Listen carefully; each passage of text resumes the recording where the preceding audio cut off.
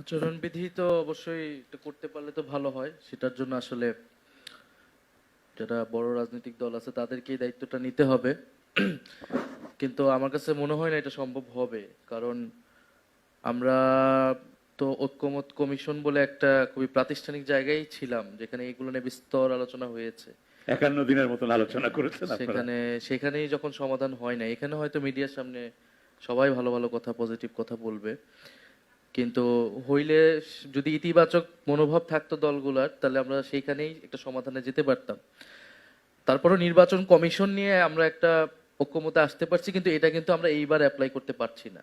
নির্বাচন কমিশন কিন্তু আগের আইনে আগেই গঠিত গঠন হয়েছে, হয়ে গেছে। এবং এটার পরে আমরা কিন্তু বারবার এটার প্রতিবাদ জানিয়েছি যে নির্বাচন কমিশন আগের আইনেই গঠিত হয়েছে। কিভাবে গঠিত হয়েছে, কাদের প্রস্তাবনা এসেছে, এটা কিন্তু জনগণের সামনে অস্পষ্ট সম্পূর্ণ।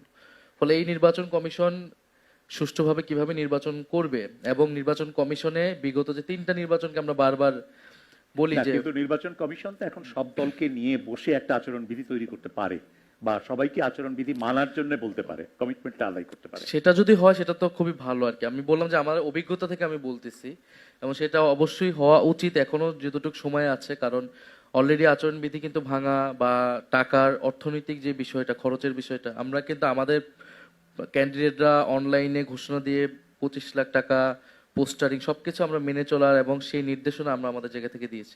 কিন্তু এটা যদি অন্য দল না মানে, বিশেষত বড় দল যারা, তাহলে কিন্তু লেভেল প্লেইং ফিল্ডটা থাকে না।